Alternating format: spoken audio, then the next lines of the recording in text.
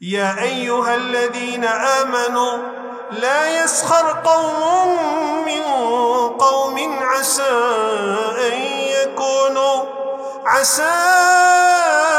يكونوا خيرا منهم ولا نساء من نساء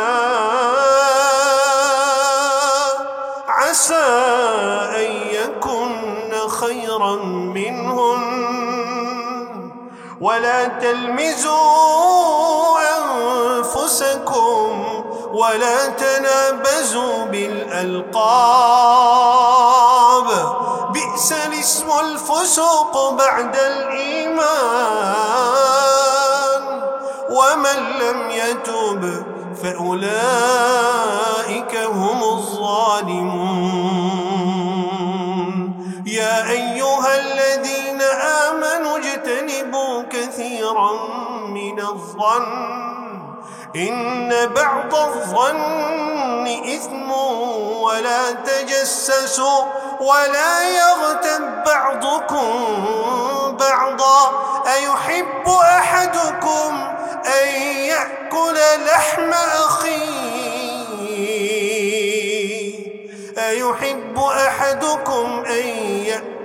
لحم أخيه ميتا فكرهتموه واتقوا الله إن الله تواب رحيم এই সবগুলো আয়াতে যদি তরজমা বলতে পারতাম, ব্যাখ্যা করতে পারতাম, ভালো লাগতো। মূল কথা এটা, আল্লাহ তাআলা এই আয়াতগুলোর মধ্যে বলে দিলেন এক মুসলমান, আপনারা আমার সাথে বলবেন, এক মুসলমান আরেক মুসলমানকে ঠাট্টা করতে পারে, কেউ কারো নামে গীবত করতে পারে, অন্যের প্রতি মন্দ ধারণা রাখতে পারে, অন্যকে ব্যঙ্গাত্মক শব্দে ডাকতে পারে। রাসূলুল্লাহ সাল্লাল্লাহু আলাইহি ওয়াসাল্লাম এই হাদিসের মধ্যে বলছেন, ইন্না লিল্লাহি মালাইকাতান তাওয়াফিন ইয়ালতামিসুনা আহলায যিকরি ফিল আরদ। আল্লাহ তাআলা জমিনের মধ্যে একদল ফেরেশতাদেরকে নিয়োজিত করে রেখেছেন, যাদের দায়িত্ব অন্য কিছু নয়, তারা দুনিয়ায় ঘুরে বেড়ান, ঘুরে ঘুরে তারা খুঁজেন কারা আল্লাহকে স্মরণ করে, কোন মানুষগুলো আল্লাহর জিকির করে, কোন মানুষগুলো আল্লাহর বড়ত্বের কথা বলে, কোন মানুষগুলো আল্লাহর প্রশংসা করে, কোন মানুষগুলো আল্লাহ তাআলার নিয়ামতের কথা স্মরণ করে, তাদেরকে তারা খুঁজতে থাকেন। খুঁজতে খুঁজতে খুঁজতে খুঁজতে যখন কোনো এক জায়গায় আল্লাহর জিকিররত, আল্লাহর স্মরণরত, আল্লাহর আলোচনারত কিছু মানুষকে পেয়ে যান, তখন তারা পরস্পরকে বলেন, হালুম্মু ইলা হাজাতিকুম, তোমাদের কাজ তোমরা শুরু করে দাও। ফেরেশতাদের কাজ কি? রাসূলুল্লাহ সাল্লাল্লাহু আলাইহি ওয়াসাল্লাম বলেন, ফায়াহুফুনাহুম বিআজনিহাতিহিম ইলাস সামা, তারা দুনিয়ার এই জমিন থেকে নিয়ে আসমান পর্যন্ত যেই জায়গাটা আছে, এই পুরাটা জায়গা দিয়ে, এই সম্পূর্ণ জায়গাটা তাদের ডানা দিয়ে এই আল্লাহ তাআলার আলোচনারত, আলোচনাকারী, আলোচনা শ্রবণকারী সকলকে তারা নিজেদের নূরের ডানা দিয়ে আসমান পর্যন্ত বেষ্টন করে নেয়। আল্লাহ রাব্বুল আলামিন এই ফেরেশতাদেরকে জিজ্ঞাসা করেন,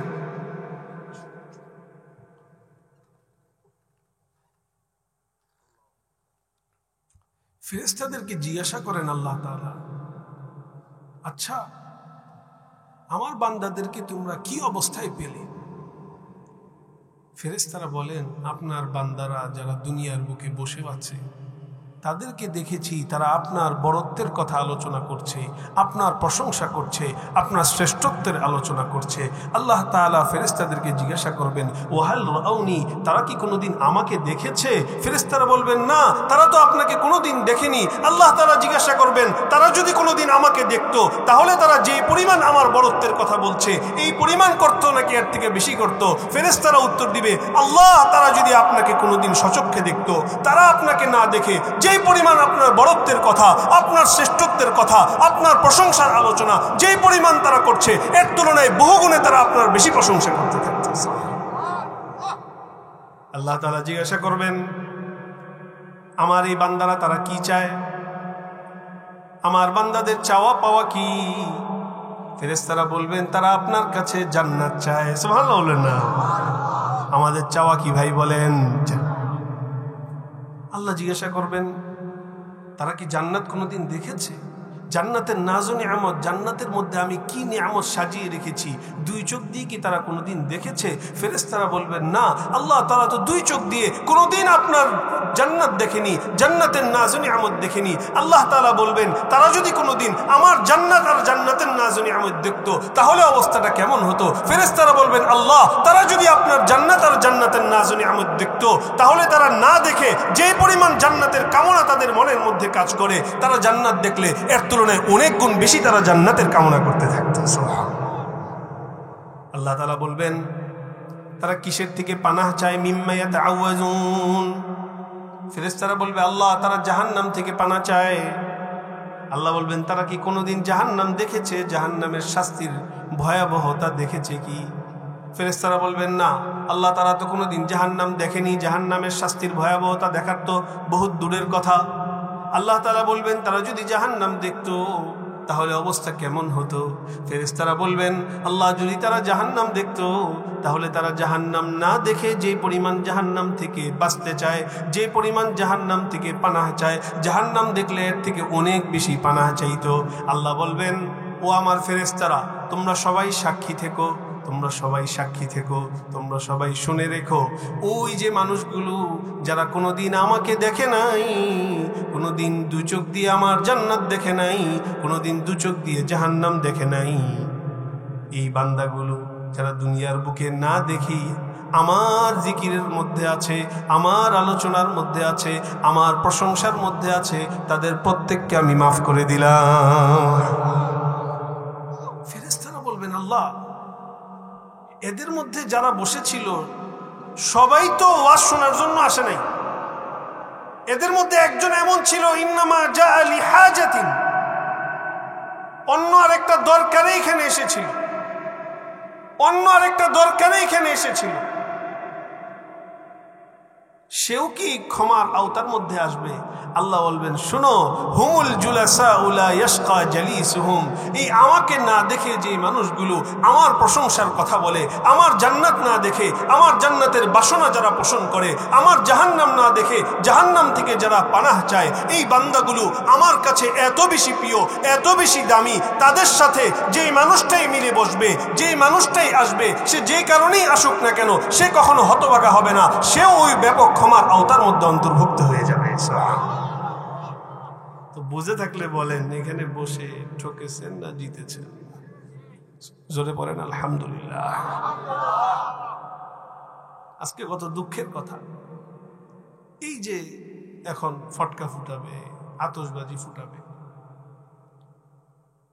প্রথম কথা হলো আতশবাজি ফটকা ফুটাবে কেন, কি কারণে ফুটাবে?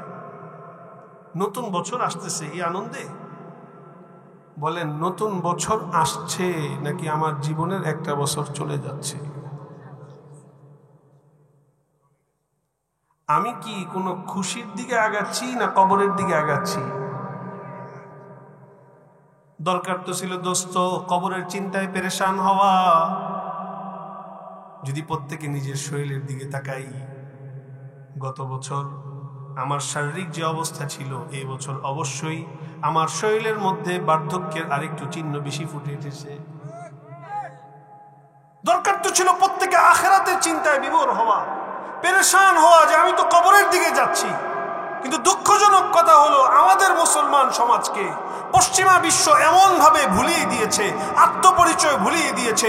মুসলমান নিজের আত্মপরিচয় ভুলে বিজাতির কালচারের মধ্যে এমন ভাবে লিপ্ত হয়েছে, নিজের ঈমান, নিজের নামাজ, নিজের দ্বীন, আকীদা সবকিছু তারা ছাড়তে রাজি, কিন্তু বিজাতীয় কালচার ছাড়তে তারা রাজি না। দরকার তো ছিল আজকের রাতে নিজের সাথে বোঝাপড়া করা যে আমি কোথায় যাচ্ছি। দুই নম্বর কথা, এই যে ফটকাগুলো ফুটায়, আমি ঢাকার মোহাম্মদপুরে মাদ্রাসায় পড়াই, উত্তর জুমার নামাজ পড়াই মোহাম্মদপুরে। গত 2 বছর আগের এক রাতের এই সময়ের ঘটনা, এই যে মুহূর্তটা, আপনারা তো আলহামদুলিল্লাহ কিছুটা এত বেশি ফটকার আওয়াজ এত শোনা যাচ্ছে। 2 বছর আগের এই চিত্রটা আমার পুরো মনে আছে। এত ভয়াবহ অবস্থা ঢাকার মোহাম্মদপুরে। ওই দিন অনেক ব্যাপক আকারে ফটকা ফুসতেছে, আতশবাজি, ফটকা, আর এগুলো শব্দের চোটে ঘরের মধ্যে থাকা বয়োবৃদ্ধ মানুষগুলো, ঘরের মধ্যে থাকা শিশুরা, ঘরের মধ্যে থাকা অসুস্থদের অনেক পরিমাণে কষ্ট হচ্ছে। এর মধ্যে একটা ঘরের কথা বলি। ওই ঘরের মধ্যে ওই লোকের একজন আলেম, ওনার সন্তানটার বয়স ধরেন আপনার 2 বছর হবে। আপনার এখানে কারা কারা বাবা হাত তুলেন তো, 2টা হাত তুলেন তো। মাশাআল্লাহ, আল্লাহ আপনাদের সবার সন্তানকে দুনিয়ার জীবনে নেককার সন্তান হিসেবে কবুল করে নেন। ওই ভদ্রলোক বললেন ওনার যে বাচ্চাটা, এই বাচ্চাটার হার্টের সমস্যা, হার্টের। এই আতশবাজি ফটকাবাজি যখন শুরু হলো, আতশবাজি ফটকাবাজি যখন শুরু হলো, অবস্থা এমন দাঁড়ালো, অবস্থা এমন তৈরি হলো, এই বাচ্চা সে ছটফট করতে শুরু করলো। বাবা এই বাচ্চাকে নিয়ে হসপিটালে যাবে না কোথায় যাবে, ঘর থেকে বের হচ্ছে, কোনো কিছু পাচ্ছে না, কোন রকম হসপিটালে নিয়ে গেল। নিয়ে যেতে যেতে রাস্তার মধ্যেই বাচ্চাটা তার জীবনের শেষ নিঃশ্বাস ত্যাগ করে মৃত্যুবরণ করল। বলেন তো, যে মানুষগুলো ফটকা ফুটিয়েছিল প্রত্যেকটা মানুষ এই বাচ্চার মৃত্যুর হত্যাকাণ্ডের মধ্যে অংশীদার বলে সাব্যস্ত হবে কি হবে না? হবে। এই জন্য দোয়া করি আল্লাহ তাআলা আমাদের এই প্রজন্মকে এই জাতীয় বিজাতীয় সংস্কার এগুলো থেকে আল্লাহ তাআলা আমাদের প্রজন্মকে হেফাজত করেন। মুহতারাম হাজিরিন, রাত অনেক গভীর হয়েছে। আপনারা উলামায়ে কেরামের জবানে অত্যন্ত গুরুত্বপূর্ণ নসিহত শুনেছেন। আমি আপনাদের সামনে সূরাতুল হুজুরাতের 11 নম্বর আয়াত তেলাওয়াত করেছি, সহিহ মুসলিমের 9 নম্বর হাদিস পাঠ করেছি। আরকে সংক্ষেপে কয়েকটা কথা, মোটা মোটা কথা বলবো, কিন্তু আপনাদের থেকে আগে একটু শুনতে চাই। আমি যে কথাগুলো বলবো এই কথাগুলোর সাথে সাথে আমি প্রশ্ন করব, উত্তর কিন্তু আপনাদের দিতে হবে। রাজি আছেন ইনশাআল্লাহ? আল্লাহ রাব্বুল আলামিন প্রত্যেকটা মানুষকে পৃথিবীর বুকে যাদেরকে প্রেরণ করেছেন, খুব মনোযোগ দিয়ে এই কথাটা শুনবেন, এটা মূল কথা। যাদেরকে আমাদেরকে আল্লাহ তাআলা পৃথিবীর বুকে প্রেরণ করেছেন, আল্লাহ তাআলা প্রত্যেকটা মানুষকে 2 ধরনের দায়িত্ব দিয়েছেন। আওয়াজ দিয়ে বলেন কয় ধরনের? একটা দায়িত্বের নাম হলো হুকুকুল্লাহ, যেটা আল্লাহ তাআলার সাথে সম্পৃক্ত কাজ, যেমন নামাজ আদায় করা, রোজা পালন করা, যাকাত আদায় করা, হজ পালন করা। এটা হলো হুকুকুল্লাহ। দ্বিতীয় আরেকটা দায়িত্ব আল্লাহ তাআলা দিয়েছেন, আরেক ধরনের দায়িত্ব, যেটার নাম হুকুকুল ইবাদ, বান্দার সাথে সম্পৃক্ত কাজ, অন্য মানুষের হক। এই প্রথম ধরনের যে দায়িত্ব, যেটা আল্লাহ তাআলার সাথে সম্পৃক্ত, এই জায়গার মধ্যে যদি কারো কোনো ত্রুটি হয়ে যায়, চাইলে আল্লাহ তাআলা নিজ গুণে বান্দার ওই ত্রুটিগুলো মাফ করে দিতে পারেন। আল্লাহ রাব্বুল আলামিন পবিত্র কোরআন মাজিদের মধ্যে বলেন, ইন্নাল্লাহা লা ইয়াগফিরু আন ইউশরাকা বিহি ওয়া ইয়াগফিরু মা দুনা যালিকা লিমান ইয়াশা ওয়া মান ইউশরিক বিল্লাহি ফাকাদ দাল্লা দালালান বাঈদা। আল্লাহ তাআলার সাথে শিরিক করা, এটাকে ক্ষমা করবেন না। এর বাইরে আল্লাহ তাআলা বান্দার গুনাহ খাতাগুলো চাইলে আল্লাহ তাআলা মাফ করে দিতে পারেন। কিন্তু কোন মানুষের সাথে সম্পৃক্ত হক, অন্য মানুষের হক যদি কেউ নষ্ট করে, আল্লাহ তাআলা কখনোই সেটা মাফ করবেন না। আপনারা আমার সাথে একটু কথাগুলো বলবেন, আমি কথাগুলো খুব দ্রুত গুছিয়ে আনব। একজন পৃথিবীর বুকে যারা মৃত্যুবরণ করে, তাদের মধ্যে সবচেয়ে দামি মৃত্যুর নাম হলো শাহাদাতের মৃত্যু। বলেন কি মৃত্যু? শহীদের মৃত্যু সম্পর্কে রাসূলুল্লাহ সাল্লাল্লাহু আলাইহি ওয়াসাল্লাম বলেছেন, একজন শহীদ মৃত্যুবরণ করার সাথে সাথে তার সকল গুনাহ মাফ করে দেওয়া হয়, তবে একটা গুনাহ, একটা বিষয় যেটা তাকে ক্ষমা করা হয় না, সেটার নাম হলো ইল্লাদ-দাইন, ঋণ। সে যদি কোনো মানুষের ঋণ রেখে মৃত্যুবরণ করে, এই ঋণ আল্লাহ তাআলা ক্ষমা করবেন না। কারণ এই ঋণ, বুঝে থাকলে বলেন, এই ঋণ কি আল্লাহর হক না বান্দার হক? জোরে বলেন। আমি আপনাদের সামনে আজকে, সময় অল্প, বান্দার 3টা হক সম্পর্কে খুব সংক্ষেপে কথা বলবো। আপনাদের শোনার ধৈর্য আছেন ইনশাআল্লাহ? জোরে বলেন তো আল্লাহু আকবার, জোরে বলেন আল্লাহু আকবার। এর আগে আপনাদের সামনে সহিহ মুসলিমের 6473 নম্বর হাদিসটা আপনাদেরকে শোনাই, তাহলে আমাদের কথাটা বোঝা সহজ হবে। খুব সংক্ষেপে বলবো ইনশাআল্লাহ, খুব মনোযোগ দিয়ে শোনা চাই। রাজি আছেন নি ইনশাআল্লাহ? রাসূলুল্লাহ সাল্লাল্লাহু আলাইহি ওয়াসাল্লাম একদিন সাহাবীদেরকে ডাক দিয়ে বলছেন, আতাদরুনা মাল মুফল্লিস, আতাদরুনা মাল মুফলিস। ও আমার সাহাবীরা, তোমরা কি বলতে পারো দুনিয়ার বুকে সবচেয়ে অসহায়, সবচেয়ে নিঃস্ব মানুষকে, সবচেয়ে নিঃস্ব মানুষকে, সবচেয়ে অসহায় মানুষকে, সেটা কি তোমরা বলতে পারো? সাহাবায়ে কেরাম উত্তর দিলেন, আল মুফলিসু ফিনা মান লাইসা লাহু মান লা দিরহাম লাহু ওয়ালা মাতাআ। আমাদের মধ্যে আমরা তো তাকেই অসহায় মনে করি যার কোনো সম্বল নেই, টাকা পয়সা নেই, কোনো আসবাব সামগ্রী কিচ্ছু নেই। রাস্তাঘাটে দেখবেন কখনো কখনো আমরা যে যাই উত্তরা হাউস বিল্ডিং এ, ভোরবেলা গেলে দেখি যে রাস্তার মধ্যে চট পেঁচায় শুয়ে রয়েছে। এই লোকটার অবশ্যই থাকার মতো মাথার উপরে হয়তো কোনো ছাদ নেই, ঠাই নেই, এই জন্য এইভাবে শুয়ে আছে। তো সাহাবায়ে কেরাম উত্তর দিলেন, অসহায় মানুষ তো সে যার কোনো সম্বল নেই, কিচ্ছু নেই, সেই তো অসহায়। নবীজি বললেন, না, ইন্নাল মুফলিসা মিন উম্মতি ইয়াতি ইয়াউমাল কিয়ামাতি বিসালাতিন ওয়া সিয়ামিন ওয়া যাকাতিন। আমার উম্মতের মধ্যে সবচেয়ে অসহায় ব্যক্তি সে হবে কাল কিয়ামতের ময়দানে। যখন সে আসবে, অনেক পরিমাণে নামাজ নিয়ে উঠবে সে, অনেক পরিমাণে রোজা নিয়ে উঠবে সে, অনেক যাকাত সে দুনিয়ার বুকে দিয়েছিল, সেগুলোর সম্পদ নিয়ে সে উঠবে। কিন্তু দেখা যাবে একটু পরে কাল কিয়ামতের ময়দানে যেহেতু সকল হিসাব নিকাশ বরাবর হয়ে যাবে, একটু পরে দেখা যাবে এই লোকটা দুনিয়ার বুকে কোনো একদিন অন্য মানুষকে গালি দিয়েছিল, দুনিয়ার বুকে কোনোদিন সে অন্য মানুষের সম্পদ লুণ্ঠন করেছিল, দুনিয়ার বুকে কোনোদিন সে অন্য মানুষের গায়ে আঘাত করেছিল, দুনিয়ার বুকে সে কোনোদিন অন্য মানুষের নামে গীবত করেছিল, দুনিয়ার বুকে সেইভাবে কোনো না কোনো মানুষের হক নষ্ট করেছিল। প্রত্যেকটার বিচার তো কিয়ামতের ময়দানে হবে। তখন যার হক নষ্ট করেছিল সে এসে উপস্থিত হবে।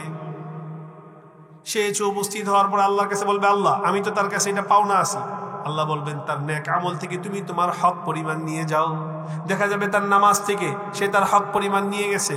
আস্তে আস্তে তার এক একটা সওয়াব থেকে নিতে নিতে নিতে নিতে নিতে নিতে নবীজি বলেন, এক পর্যায়ে তার সব নেক আমল যখন শেষ হয়ে যাবে, তখন আরো হকদার, আরো পাওনাদার বাকি আছে। ওই পাওনাদাররা উপস্থিত হয়ে বলবে, আল্লাহ, আমার পাওনা আমাকে বুঝিয়ে দেন। আল্লাহ বলবেন, এখন তো তার আর কোনো নেক আমল নাই, তো তোমার গুনাহগুলো তাকে ওই পরিমাণ তুমি দিয়ে দাও।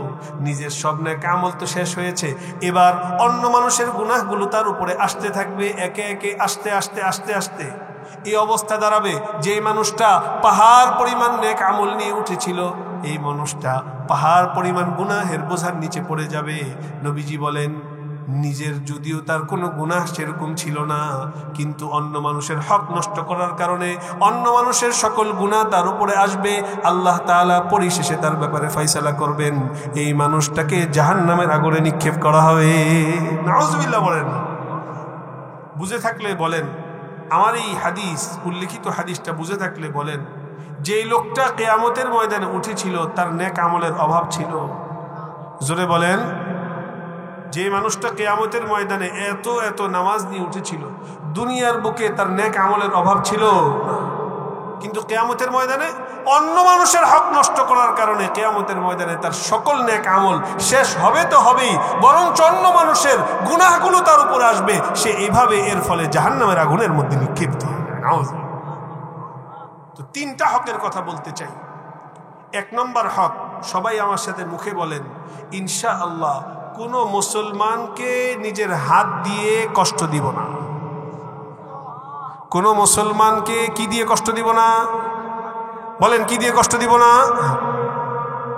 সহিহ মুসলিমের 9 নম্বর হাদিস, রাসূলুল্লাহ সাল্লাল্লাহু আলাইহি ওয়াসাল্লাম বলেছেন, আল মুসলিমু মান সালিমা আল মুসলিমুনা মিন লিসানিহি ওয়া ইয়াদিহি।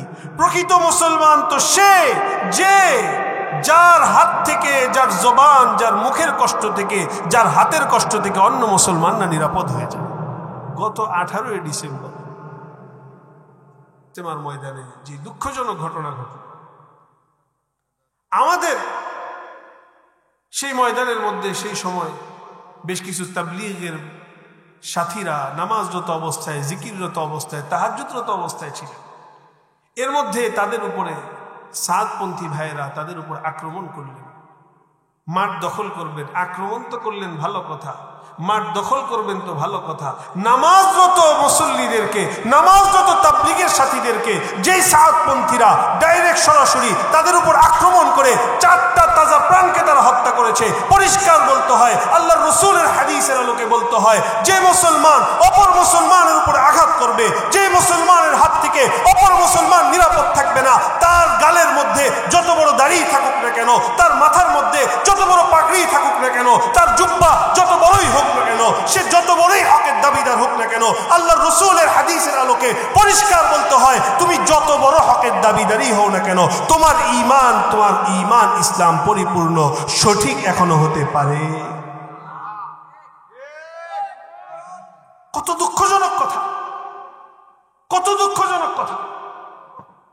কথা লম্বা করার সুযোগ নেই, আমি 1 নম্বর কথা বললাম, নিজের হাত দিয়ে কখনো কোনো মুসলমানকে আমরা আঘাত করব না। 1 নম্বর। 2 নম্বর সবক, আমাদের দ্বিতীয় সবক, নিজের মুখ দিয়ে কোনো মুসলমানকে কষ্ট দিব। বলেন কি দিয়ে কষ্ট দিব না? মুখ দিয়ে কিভাবে কষ্ট দেয়? মুখ দিয়ে কষ্ট দেয় যদি কেউ কাউকে গালি দেয়। একজনকে গালি দিল। একদিনের ঘটনা, মুস্তাদ আহমদের হাদিস, হযরত আবু বকর সিদ্দিক রাদিয়াল্লাহু তাআলা আনহু বসা, রাসূলুল্লাহ সাল্লাল্লাহু আলাইহি ওয়াসাল্লাম পাশে বসা। এক লোক এসেছে, এসে হযরত আবু বকরকে গালি দিচ্ছে। হযরত আবু বকর চুপ করে বসে আছেন, কিছু উত্তর দেন না, চুপ। নবীজি পাশে বসে বসে হাসতেছে। বলেন গালি দেয় আবু বকরকে আর নবীজি হাসেন। আবু বকর অবাক, তারপরে চুপ। যে লোক গালি দিচ্ছে সে তো থামছে না, আবার গালি দিচ্ছে সে। হযরত আবু বকর আবারও চুপ। ওই লোক থামে না, সে আবারও গালি দিচ্ছে। এদিকে নবীজি পাশে বসে বসে মুস্কি হাসছেন। এক পর্যায়ে হযরত আবু বকর, তিনিও তো মানুষ, তিনি এক পর্যায়ে কিছু উত্তর দিলেন। যখন হযরত আবু বকর উত্তর দিলেন, নবীজির চেহারায় এতক্ষণ পর্যন্ত মুচকি হাসি ছিল, নবীজির চেহারায় একটা বিরক্তির ভাব, অপছন্দের ভাব ফুটে উঠল। নবীজি মজলিস থেকে উঠে চলে গেলেন। হযরত আবু বকর নবীজির পিছে পিছে গেলেন। হযরত আবু বকর নবীজিকে বললেন, ইয়া রাসূলুল্লাহ, এতক্ষণ সেই লোকটা আমাকে গালি দিল, আপনি তাকে কিচ্ছু বললেন না, আপনি তার দিকে তাকিয়ে মুচকি হাসলেন। আর যখন আমি তার উত্তরে 2-1টা কথা বললাম, আপনি সাথে সাথে মজলিস থেকে একটা রাগ, অপছন্দের ভাব নিয়ে চলে আসলেন। কারণটা কি? নবীজি বললেন, আবু বকর, যতক্ষণ পর্যন্ত তুমি চুপ ছিলে, যতক্ষণ পর্যন্ত তুমি নীরব ছিলে, ততক্ষণ পর্যন্ত তোমার প্রত্যেকটা, তাই সেই লোকটা যে তোমাকে গালি দিচ্ছিল, তোমাকে দেওয়া প্রত্যেকটা গালির জবাব দেওয়ার জন্য আল্লাহ তাআলা আসমান থেকে একজন ফেরেশতাকে নিয়োজিত করে রেখেছিলেন। নবীজি বললেন, আবু বকর, যে মুহূর্তে তুমি নিজে উত্তর দেওয়ার দায়িত্ব নিজের দিকে নিয়ে নিলে, ওই মুহূর্তে ওই ফেরেশতা মজলিস থেকে চলে গেলেন। এই জন্য আমিও মজলিস থেকে উঠে চলে আসলাম। তো এই কথাটুকু বুঝে থাকলে বলেন, যদি আপনাকে কেউ গালি দেয়, আমাকে কেউ গালি দেয়, পাল্টা আমরা গালি দিব? আমরা হযরত হাসান বসরি রহমতুল্লাহ আলাইহির কথা বললাম। একদিন এক রাতের ঘটনা, হযরত হাসান বসরি রহমতুল্লাহ আলাইহি দোয়া করছেন, আল্লাহুম্মা আফু আম্মান যালামানি, আয় আল্লাহ, দুনিয়ার বুকে যত মানুষ আমাকে কষ্ট দিয়েছে, যেই যেভাবে আমার উপর জুলুম করেছে, যেই যেভাবে আমার হক নষ্ট করেছে, আয় আল্লাহ, আপনি তাকে মাফ করে দেন, মাফ করে দেন, মাফ করিয়ে দেন, মাফ করিয়ে দেন। আল্লাহর এত বড় ওলি দোয়া করছেন, আয় আল্লাহ, যে দিনই আমার উপর যত জুলুম করেছে আপনি তাকে মাফ করিয়ে দেন। আরেকটা লোক এই দোয়াটা শুনছে, হযরত হাসান বসরির মতো এত বড় বুজুর্গ দোয়া করছেন। যখন এই লোক এই দোয়া শুনল, ওই লোকের মনের মধ্যে হযরত হাসান বসরির দোয়ার অবস্থা দেখে তার মনের মধ্যে অনুভূতি জাগ্রত হলো যে আমিও যদি কোনোদিন হাসান বসরি কোনো কারণে কষ্ট দিতাম, মনে হয় আজকে হাসান বসরি যেভাবে দোয়া করতেছেন, এই দোয়ার উসিলায় আল্লাহ আমাকেও মাফ করে দিতেন।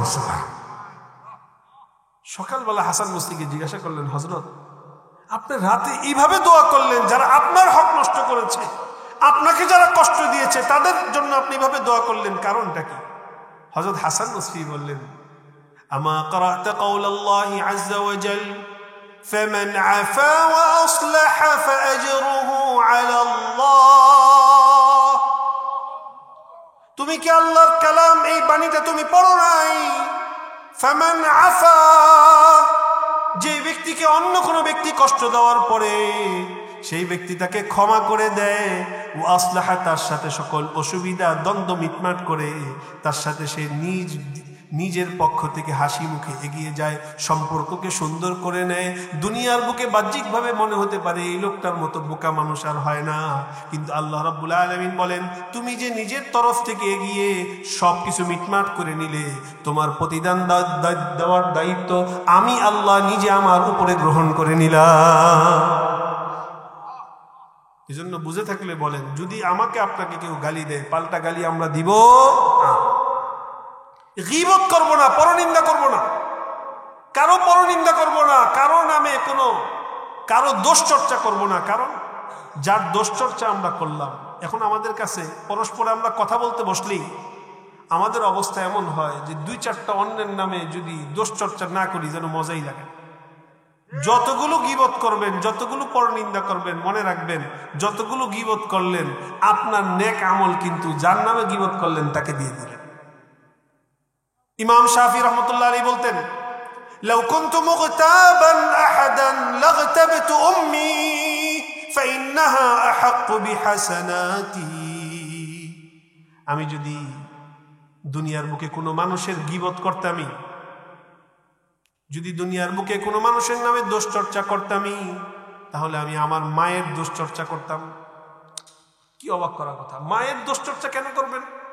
উনি উত্তর দেন, শুনেন, কারণ দোষ চর্চা যার নামে করব, যার গীবত করব, তাকে নিজের নেক আমল সবগুলো দিয়ে দিতে হবে। তো আমার নেক আমল যদি দুনিয়ার বুকে কাউকে দিতে হয়, সেটা কাকে দিব? নিজের মাকে। গীবত করব না, পরনিন্দা করব না, কাউকে কোনো ব্যঙ্গাত্মক নামে রাখবো না। একজন একটু দেখতে কালো, তাকে ডাকে এই কাল্লু। একজন একটু স্বাস্থ্য স্থূল, তাকে ডাকে এই ভোটকা। একজন একটু দেখতে একটু খাটো, এভাবে ব্যঙ্গাত্মক শব্দে ডাকতে নিষেধ করে দিয়েছেন কে? আল্লাহ। সূরা হুজুরাতের 11 নম্বর আয়াতে আল্লাহ রাব্বুল আলামিন বলেন, ইয়া আইয়ুহাল্লাযীনা আমানু লা ইয়াসখার কওমুম মিন কওমিন আসা আন ইয়াকুনু খায়রান মিনহুম ওয়ালা নিসাউম মিন নিসা عسى أن يكن خيرا منهن ولا تلمزوا أنفسكم ولا تنابزوا بالألقاب بئس الاسم الفسوق بعد الإيمان ومن لم يتب فأولئك هم الظالمون يا أيها الذين آمنوا اجتنبوا كثيرا من الظن إن بعض الظن إثم ولا تجسسوا ولا يغتب بعضكم بعضا أيحب أحدكم أن يأكل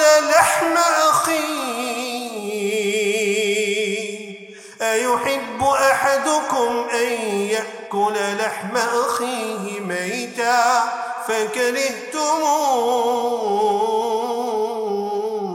فكرهتموه واتقوا الله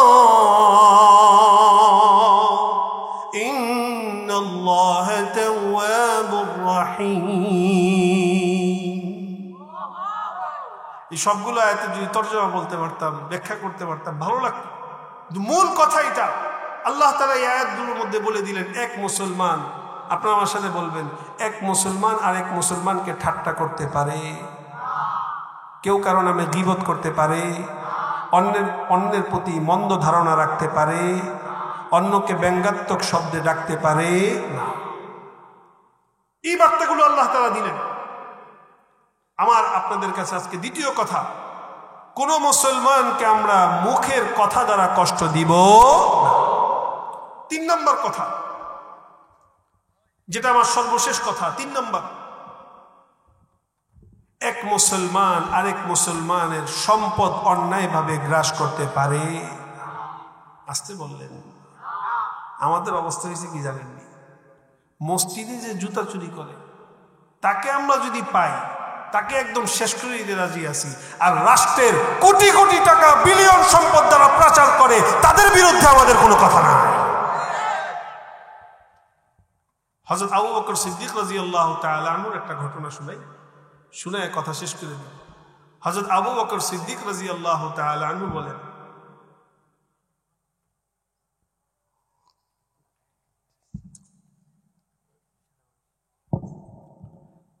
আর একটু বলতেছি, বলবো।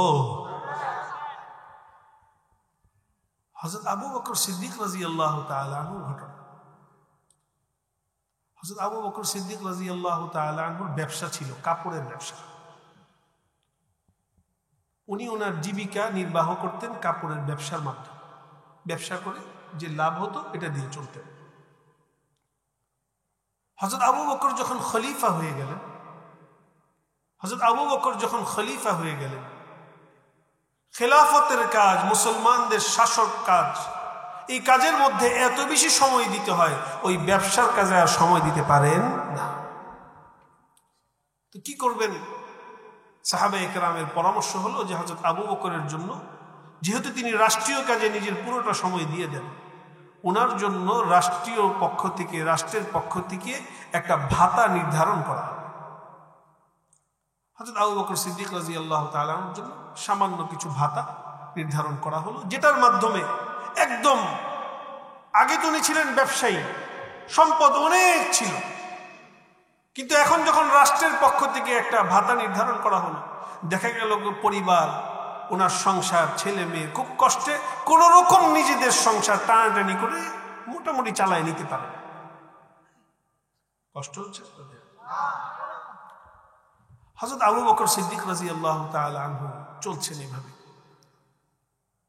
হযরত আবু বকরের স্ত্রী, তিনি একদিন লক্ষ্য করলেন যে ওনার বাচ্চাদেরকে বহুদিন কোনো ভালো কিছু খাওয়ানো হচ্ছে না। ভালো কিছু খাওয়াবেন কোত্থেকে? যত সামান্য যেই টাকা, যত সামান্য যে ভাতা, এই ভাতা দিয়ে কোনো রকম চলে সংসার, ভালো খাওয়ানোর ব্যবস্থা কোত্থেকে হবে?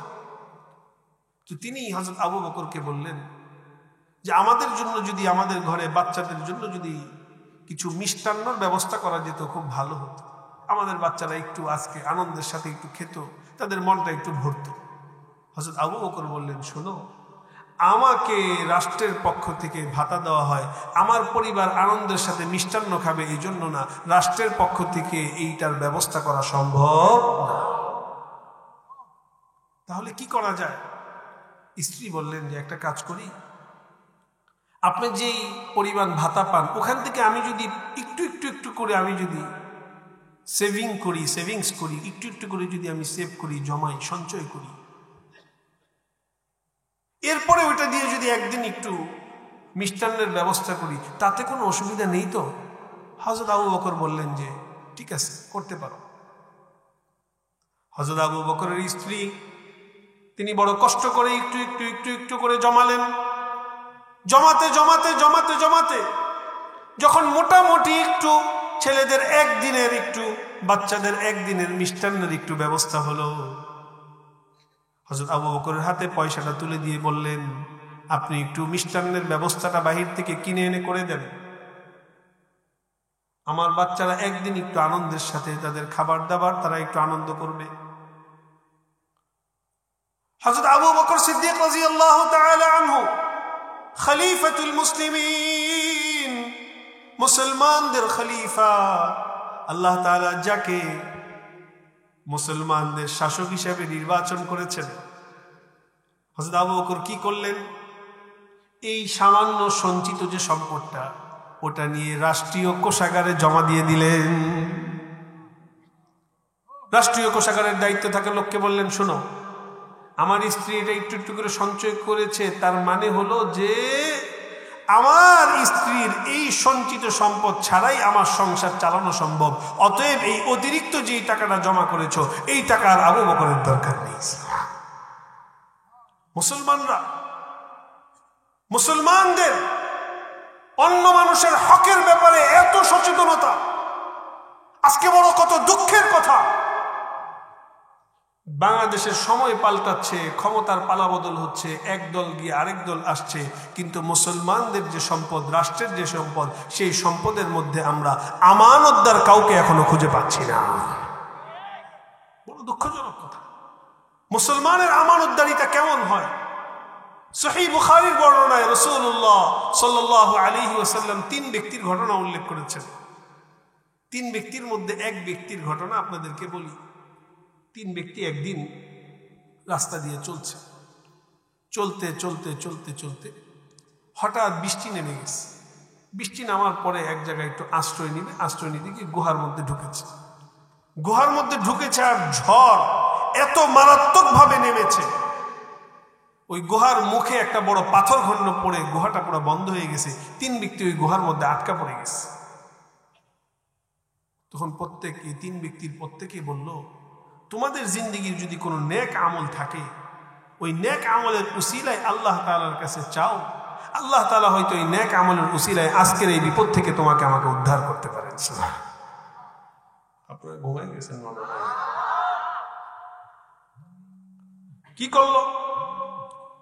কি করলো 3 ব্যক্তি 3টা আমলের দোহাই দিয়ে তারা দোয়া করলো। 3 ব্যক্তির মধ্যে এক ব্যক্তির দোয়া আপনাদেরকে শোনাই।